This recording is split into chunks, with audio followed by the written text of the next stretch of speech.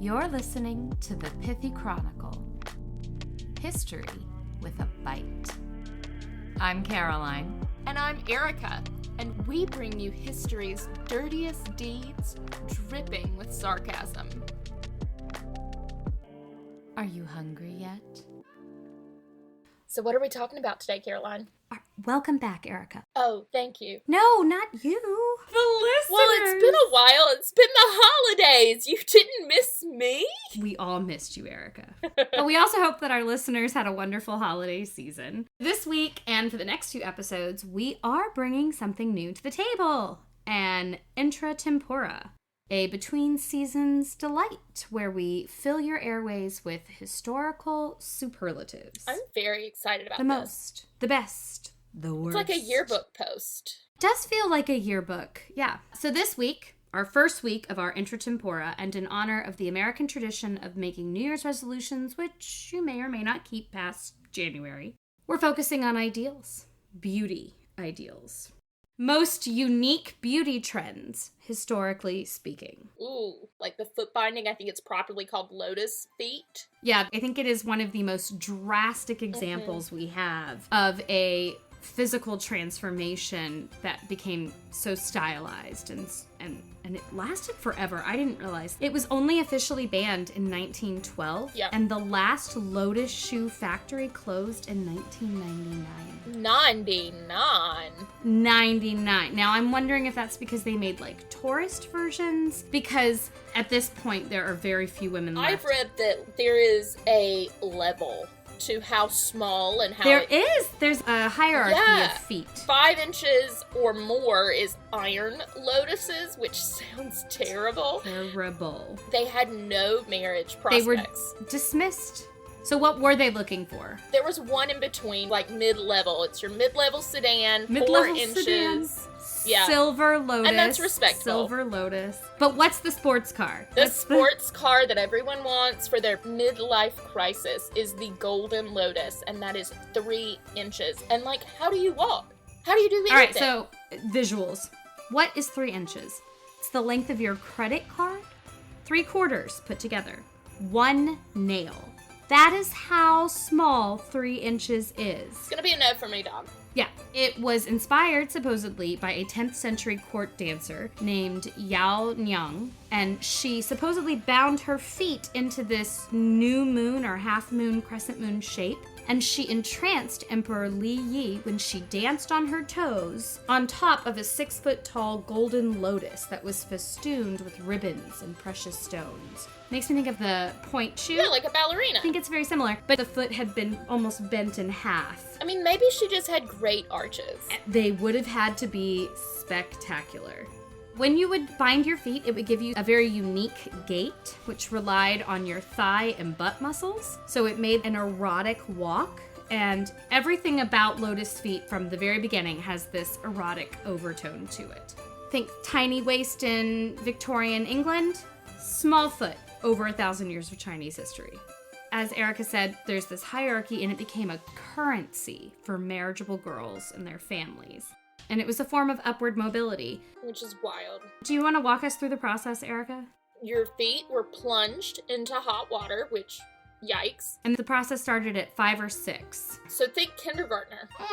That's my son's age. Oh my God. So their feet plunged into hot water. Their toenails are clipped incredibly short, massaged and oiled before all the toes except the big toe is broken, so it sounds terrible. Yeah, I think the big toe isn't broken so that when they bend it, the big toe touches the heel. Yikes. And then the rest of it creates like a nub effect.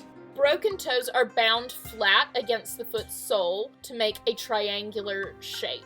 The arch is strained as the foot was bent double. And how they didn't crush your metatarsals right then, I don't know. I think they did. I think oftentimes it would be a physical snap to get the bone. I don't know. That would have to be over time. Elsewise, the skin on top of your foot is so thin. You That's can't true. have It would a poke compound through. fracture like that. So I think that the metatarsal part... It was definitely over time, but I know that a lot of bones broke instantly, and some probably took longer. Okay, so then the feet are bound bound in place with silk strips measuring 10 feet long and 2 inches wide. And that's very specific, Mm-hmm. but every site said that exact phrase. Wrappings are removed every 2 days to prevent blood and pus from infecting the foot. Of this kindergartner. Yep, and sometimes excess flesh had to be cut away or encouraged to rot, which, like, how are these people not dying left, right, and center of gangrene? It was dangerous. Yeah, this was not a guaranteed good outcome. Girls were forced to walk long distances to hasten the breaking in of their arches. I think that's what you're referring to, that break. And then the wrappings became tighter and tighter and tighter. The arches continued to break. The shoes get smaller. The heel and sole forced to crush together. Mhm. Blech. And the process is complete after 2 years, so you know. 2 years. Also, at 7 or 8, your foot isn't done growing. So, Well, it's done growing now. well, that's true. I guess that's the end of that. Yeah. It's crazy. It created a deep cleft that could hold a coin in place, and bandages could be removed when feet stopped growing, but most women had to wrap them tightly for life. Otherwise, they would start to release, and then the pain would probably be awful. It's excruciating, and you were technically able to reverse this, but like I read that, and I there's thought, just no how? going back. No. Yeah. And No. I know that we've talked about Confucianism a lot on our podcast, but especially in the episode on the women of Jeju, we can see where that comes in from China, and this is kind of that direct reflection. Not saying that Confucianism was like, you should bind their feet, but you can see how it reflects women's roles in China. They're subjugated. Exactly. They were left reliant on others to move them. It was a lifelong disability. And it meant that she could never work. Yes. And it wasn't only for the prosperous. I was really surprised by this. 90% of Chinese families would have a daughter, the first daughter, do this.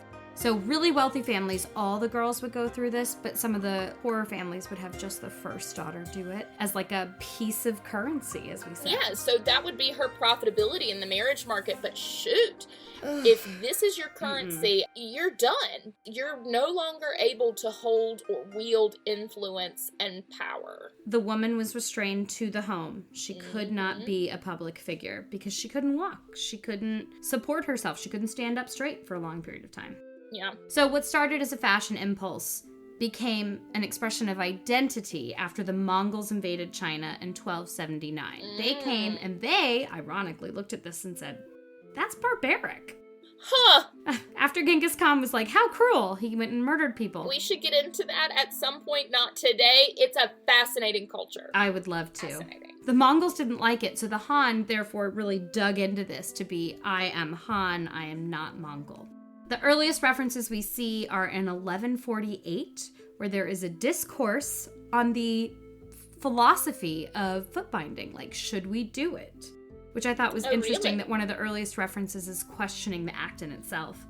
And then there was a 13th century scholar who gave the first known written criticism. Quote, little girls not yet 4 or 5 years old who have done nothing wrong, nevertheless are made to suffer unlimited pain to bind their feet small. I do not know what use this is. I don't know what use this is. This seems dumb. This seems silly. Marco Polo did not mention it in his writings. However, he did reference the dainty walk of the Chinese women and that they took very little steps. Maybe he just didn't get laid. Yeah. Maybe he didn't know it's such a female thing. And in the Chinese court, actually, for much of China's dynastic history, women were so separated from men, he probably didn't need a lot of women. That's why I said it didn't get laid. And definitely wouldn't have been able to be like, hey, can we talk about your feet? What's going on there? It's not like he could look it up on Wikipedia. By the Ming period, this practice had become a status symbol, and it spread then to women of all classes. Even the lower classes had their eldest daughter do it, because then she would be brought up as a lady and wouldn't have to work. Wouldn't have to have freedom. Oh, darn. There were periodic attempts to ban it. The Manchus tried to stop it in the 17th century. But it wasn't really about the fact that they were doing this to poor young girls. It was that it symbolized this Han cultural Identity, independence and identity. The Chinese actually felt that the foot binding was proof of their enlightenment and cultural superiority over the uncouth barbarians who ruled them. I can definitely see that. If you are able to have a daughter that is what could be seen as living a life of luxury, having servants carry her around. But also being respectful of her parents' wishes and showing respect for her elders by going through this painful process. Exactly. I could see where that could be deemed enlightened rather than barbaric. But isn't it hilarious that they both see each other as barbaric? Oh, yeah. For exact opposite reasons. I found that funny. Mm-hmm. Women administered this to other women. Mothers to daughters or an aunt. This was not something you went and did outside of the home. So again, a reason someone like Marco Polo might not have had a lot of access to this information. So here's my question. I could never do that to my kids. So what is the idea? Is it I suffered, so must you? I'm sure to some women that's how it came. The older sister who had to have it done and didn't have any freedom when she did it to her niece, she might have been like, haha, I told you, or, whatever. Yikes. But I don't know. I think that mostly it's not like getting your ears pierced, obviously, No. but your mom did it, your grandmom did it. It's a thing that women do. Yeah, okay. Yeah, I don't know. And are the shoes at least pretty? They're very intricate. Okay. They're usually embroidered by the woman to show off her skills. And so not only was she showing off her feet, she was also showing off her womanly virtues. They were often made with silk and very fancy, embroidered. They were called arch shoes, Oh, wow. which makes sense because it basically looks like a tiny little rainbow. That sounds terrible. And that's the whole foot. Yeah. Oof. All right, so can we move on to something that's less gruesome? The next one is neck elongation. Yes, so much less gruesome. It's not as painful. It does have some drawbacks, but it's not as painful. Sure. Neck elongation, which can be done in a few different ways, but it's generally when they have necklaces that they wear or sometimes coils of gold or other valuable metals. And over time, more and more is added until it looks as if the neck has been lengthened. But in reality, over time, the collarbone, clavicle have been broken and sloped forward. So it's really your shoulders have been pushed down, not your neck elongated. I know that this happens in Africa, but it also happens in Asia and India, right? Yes, it happened, I think is what we should say. I was shocked to learn that this was actually one of the oldest known body modifications. This is something that has been practiced since, they think, 11th century AD in Asia. Oh. But it was probably even older than that, so I didn't realize it had such a long history. And while Marco Polo did not mention the lotus feet, he did reference this practice in 1300. Okay. So he noticed something. Amazing what you find when you bother to search. Yes, Sacagawea. Yes. Thank you. You just love that quote. It is the ultimate tired mom quote. It looks stunning, I have to say. I would not want it personally because of the restrictions, but it looks super beautiful. However, one of the theories about why it's done is that it would actually protect the women villagers from other tribes by making them less attractive as kidnap victims. Huh, that's weird. I think you look beautiful. Why would this detract from And your... on just a monetary, you've got these gold coils wrapped around your neck? Yeah, that seems pretty valuable. That's a good point. I didn't even think about the monetary value these women are just walking around as. Mm-hmm. The other theory is that it was used to protect villagers from tigers who were known to claw at a victim's throat. I think that's cool. I have trouble believing that was their solution to the tiger problem. Yeah. But despite its unknown origins, it quickly became associated with beauty. Mm-hmm. This long, elegant appearance. Mm. So, what did it mean? Wealth, status. Yeah. You can have the monetary value of this precious metal around your daughter or your wife's neck. Your diamond. How many carats have you got? Like Uh-huh. a quarter carat versus 2 carats. Big difference. Big difference. So I thought it was rings. You stack one and then you do another one. Yeah, But I it's did not. too. It's a coil. You continually add more length to the coil over time as the rings get heavier and they kind of sink your shoulders down. They start to slope, and then you can take off the coil from before and get a longer one and wrap it around. It's one continuous piece. Oh. They can weigh as much as 20 pounds. Oh my gosh. That is a lot of weight. I mean, I already feel like I carry the world on my shoulders. Yeah, I was about to say, holy cow. way to make it a literal carrying the world on your shoulders rather than the proverbial. You know what? That should be theory 3. It's not the tigers. It wasn't the kidnapping. It was the weight of the world symbolized. But of course, doing that to your neck would weaken your muscles, and it would make it very difficult if you were to take the coil off, because then your neck wouldn't have the strength to hold up your head, which is a crazy thing to think about. Yikes. And they did this pretty young. One article I read said that they could begin this as early as 2 years old, but most said 4, 5, 6 range, so the same as the foot binding. Oh my god. And as the kid gets older, not only do you get more rings, but they also get wider to not choke anyone or make it impossible to breathe. But it still had drawbacks. So are these coils flexible? Are they rigid? I think they're very rigid. I think it's like gold, where you can maneuver it, but it takes effort. Interesting. They need a straw to drink. Okay. I thought that was an odd thing. Today we've got lots of straws, but I would think that would be more of an annoyance a few hundred years ago. Well, I mean, reeds. But still, more work than just Yeah, but they're able drinking. to do that because they have this status, remember? Like, yes, That's true. there are Status, inconveniences with being rich, obviously. There are inconveniences. The metal could get really hot. One of the cultures that still practices this today was the women of the Kayan people in Myanmar. And they live in a very hot area. This metal gets hot. Oh, is it like... It burns. Is it like the cayenne It begins pepper? to chafe. Same area? Cayenne pepper?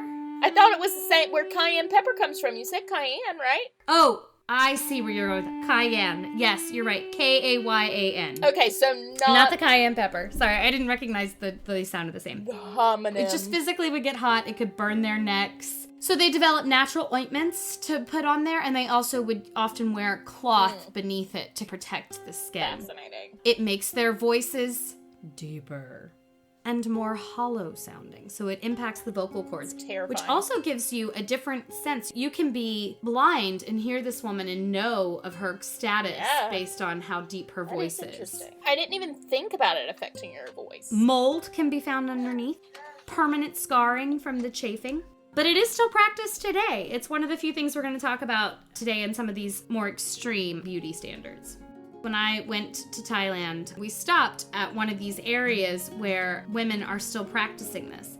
Most of them came to Thailand as refugees from when Burmese military forces took control of Burma, or Myanmar now, in 1962. And they wanted to modernize the society, and so one way they did this was by eliminating the quote-unquote primitive aspects, including this neck elongation.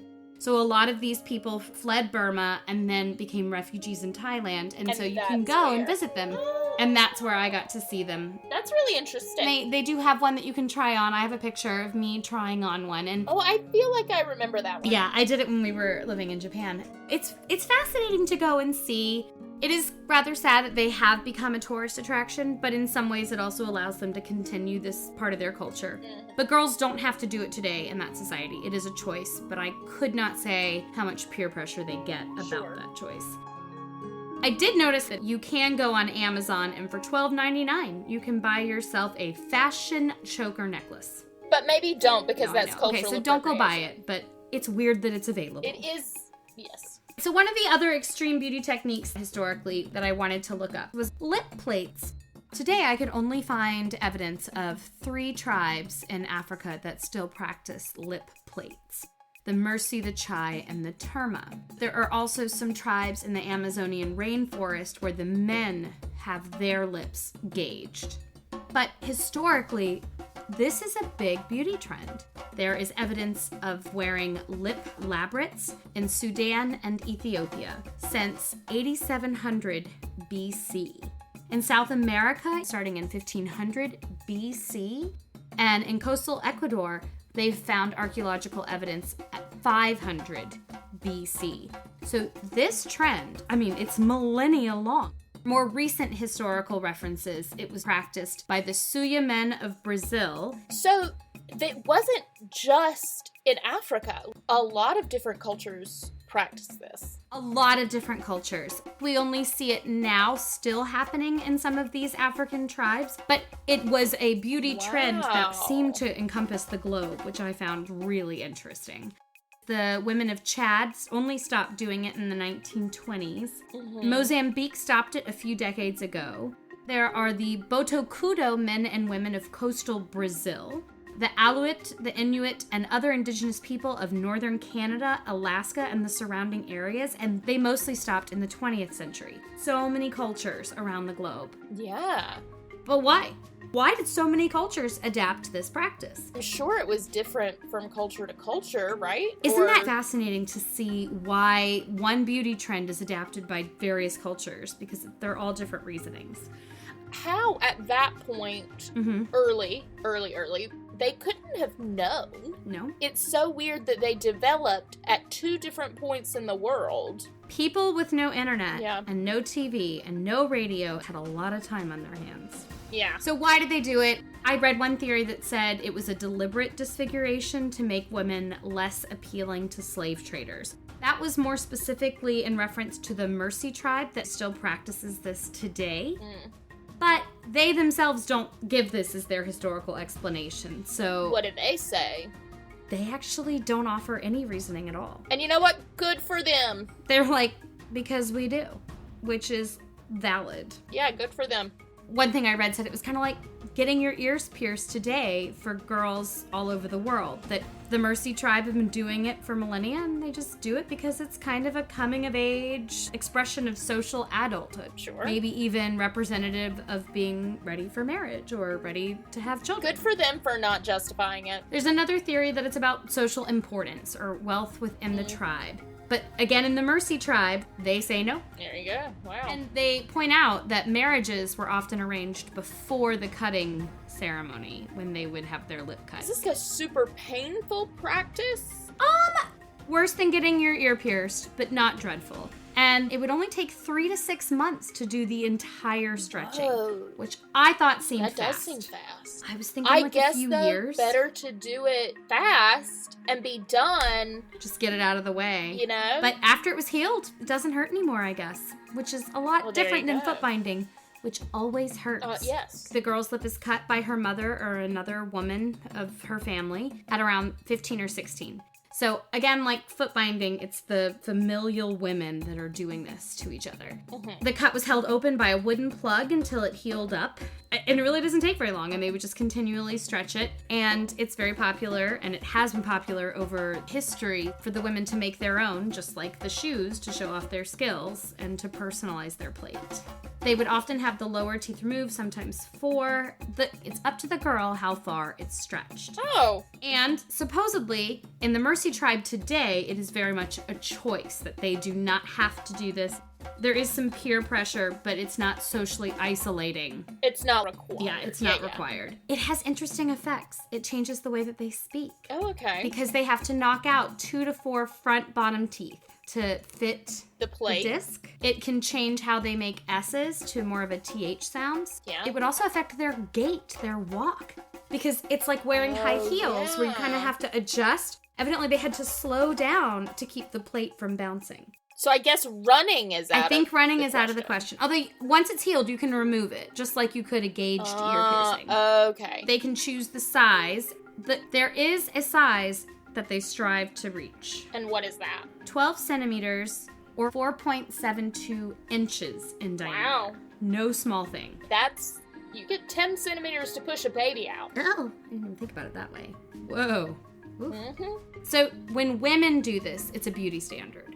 But when men do it, it's a little bit different. It's a rite of passage. So men did it as well. Not in the Mercy tribe, but in Amazonian tribes. Yes, men also do it. Well, actually, only men did it, and it was a rite of passage. Well, there you go. Another beauty trend that I wanted to talk about, especially around the holidays, and we're all thinking about starting a diet on the new year, is obesity. Oh, dear. As a beauty standard. To be a larger woman. It's often associated with financial freedom, wealth, and a luxurious lifestyle. But some cultures went beyond that, and I really do mean beyond. I am not trying to discuss body types. I am saying that some cultures believe that they should force feed women to make them as large as possible to achieve this obese beauty standard. Yeah, listen, please do not force feed. Well, and Like, it's that not sounds good stuff. awful. It's not like you're getting holiday treats or cake or really good barbecue. You're getting 20 liters of camel's milk, 2 kilograms of pounded millet, and 2 cups of butter every day. no thank you. No, thank you. This is an ancient tradition that has been practiced in a lot of different areas, but one of the areas where it still remains is in northwestern Africa, or the land of the Saharan Desert, the country of Mauritania. And it is called the fattening tradition. Oh my. It is not subtle. No. Girls are kept in a fattening room where they are forced to eat huge quantities of food, water, and milk. Elderly women, known as fatteners, supervise. So again, not subtle. And they inflict pain, right? If they're not eating? Oh yeah, if you don't eat, you get your toes squeezed between 2 hard sticks, which is a very interesting torture technique. Yeah, that I've never heard of. But as you said, 2 kilograms of pounded millet mixed with 2 cups of butter and 20 liters of camel's milk every day. Why do they do this? Well, they believed it secured a good marital future. A family that can afford to send their daughter off and go to one of these fattening camps. Well, it's very opposite than the fat camp that I could have been sent to. And it's far away. It's not in their home. This one is not like foot binding. It's not done within the home and by their mothers and sisters and aunts. It is done away by these professional fatteners. A success is when a 12-year-old girl hits at least 80 kilograms or 176 pounds in weight. And from there, she is meant to continue to eat and gain weight. 176 is like a grown woman. Yes, it is. And that's only at 12. From then on, they're encouraged to take animal hormones and appetite-inducing drugs to continue to gain. And those have some very serious side effects. They celebrate stretch marks. It's what they're aiming to achieve. And skinny girls are considered embarrassing to their family. Like, the family is so poor, of such low importance, they can't afford to feed their girls. Oh, gosh. The size of a woman determines the space she occupies in her husband's heart. Well, I hate to say it, honey, but they need to check that husband's heart if it's that big. I did find a couple positives that I wanted to include. During this time, they are not only force-fed, which is very bad, they are taught the etiquette of their tribe and their religion. They learn how to cook all of these traditional dishes. And it is a time when women share the history, the culture. It's a time of women coming together. It doesn't make up for it. No, it's almost like a finishing school. We're going to finish your weight, and we're going to finish your education, your female education. Interesting. But I did like that they at least I got mean, to yeah, do at something least for it's them. not sticks on their toes the entire time. And last but not least, Ooh! potions and lotions. I feel like that's the most exciting one because people put weird stuff on themselves. Arsenic, lead, Yes, you're taking all my fun just poisons. to name a few. Mercury, deadly nightshade. It's in the name, people. So, this is not a new phenomenon. We both like makeup. I do my moisturizer. I do a sunscreen. Then I do a color correcting primer and a foundation. And that's before I do all of the blushes Yeah. and the la la la and the lipstick. There's stuff. Women have stuff. And it is up to you whether or not you want to wear makeup. You're beautiful with or without it. But if you like it, you like it. And And my friends, I like it. lotions and potions. People throughout history have been putting dyes, gels, ointments, and bodily fluids all over them. And as the beauty standards change, so do the ingredients. I knew a girl who regularly washed her face in her first morning urine to prevent acne. Did it work? Gross, but she had glowing skin. The use of cosmetics goes back 7,000 years. Love that. Ancient Egypt, baby. Kohl around the eyes, which was made with lead salts. Oh, They would also whiten their skin yep. with lead. Incense oils to act like a sunscreen. Oh, that's nice. Blush was made of crushed flowers. And shimmering lipsticks, which had ground fish scales for pearlescence. Oh, okay. I thought mother of pearl, but this is better. Yeah, and it's cheaper. So, makeups throughout history have been made with some really interesting things. Like you said, lead. It was only officially stamped out of all cosmetics and other residential items in 1978. In the 18th century, women were mixing lead with vinegar to make a ceruse, which would help them lighten their skin. If only they would have just used baking soda. Just Who kidding. knew? Everywhere in Japan right now has a brightening Yes. aspect, which is essentially, Whitening. let's Yeah. not beat around the bush as to what it is. Once they figured out lead was really deadly, they did switch it up to arsenic. Much safer, obviously. Much safer, and it had a lot of really good side effects. Guess what? It makes you go bald Wow. if you keep using it. And it so makes that's you not great. die, too, if you ingest too much. It kills you. And it was around in applications of cosmetics until the 20s. Yikes. Mercury. Ooh, we know a little bit about mercury because of our Ivan the Terrible episode. Yeah. It can cure blemishes and syphilis and then kill you. All great things. A night with Venus, a lifetime with Mercury. That's hilarious. To cure that syphilis. Isn't that I've amazing? never heard that before either. Mercury caused birth defects, kidney and liver problems, so Erica, you probably should abstain. Irritability, tremors, depression, and a metallic taste in your mouth, as well as, what was that last one, Erica? Oh, death. Death. Mhm. Excellent. Deadly nightshade, or belladonna, as the Italians called it. Belladonna sounds nicer than nightshade. Deadly nightshade. You can see where the mix-up would happen. This is one of those evil beauties. Mm. Looks beautiful, don't touch. Got it. They used it to dilate their pupils, which Yep. is a very interesting beauty trend. It made them look kind of like anime characters, which I get. Well, I think mean, it sounds you know, cool. distort It your would then vision. distort their vision, make them sensitive to light, and it was deadly if you ingested it. So I think a lot of husbands were killed with eye drops. Yeah, it's a household item. Oh, darn. Gosh, my eyes. Oops. Sorry, I think a drop fell in your drink. Don't worry. Goodbye, Earl. You can't test for Were that. those black-eyed peas? Goodbye, Earl. Radioactive skincare. Better than diamonds, it was advertised. It makes your skin radiant. Oh, the Radium Girls. Yep. Here is an advert for a Radior chin strap from 1915. Wow, I didn't know it was advertised that way. Yeah. Holy cow. If placed on the face where the skin has become wrinkled or tired, the radioactive forces immediately take effect on the nerves and tissues. A continuous, steady current of energy flows into the skin, and before long, the wrinkles have disappeared. I bet you it does. You know, if anything has radioactive forces, I don't want it going into my body. That's just I don't immediately. know. Everyone's getting electrolysis. Fair enough. Speaking of electrolysis, X-rays. Or lasers to remove blemishes. X-rays were popular for a while for hair removal. Oh. Let's say you had a really hairy chest, no problem. They would expose you for up to 20 hours at a time, depending on, how much hair you need to lose. Oh my god. And the really great news is it worked. It worked really well. But the bad news, though. You lost hair everywhere. Mm. You wanted to get rid of that mustache? Well, you don't have eyebrows. And then, of course, it caused atrophy, ulcerations, cancer, and death. And thickened skin, too, right? Yeah. Like tough. Yeah. I also found a little extra. Ooh. Eyelash extensions.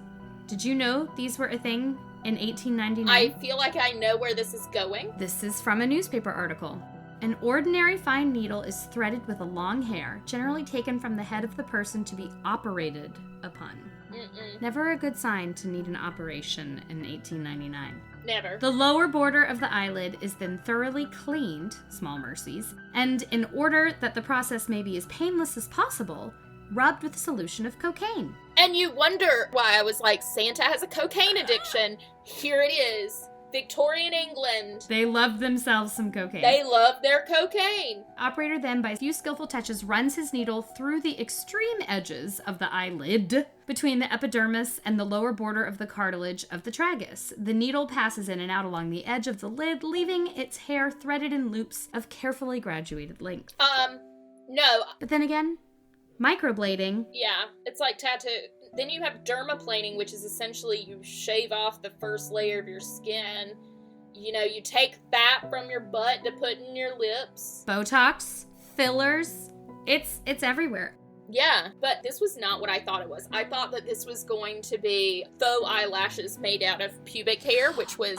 Oh, no. Reusing pubic hair was pretty common in different things. Wigs and things, yeah. But also getting your merkin on. And that was a beauty trend, having a very voluptuous bush. The merkin.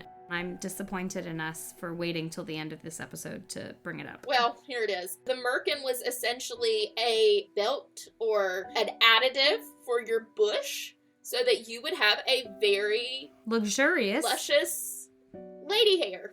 Luscious lady hair. You heard it here, folks. Next week, we'll be back with more historical superlatives, and it's going to be a good one.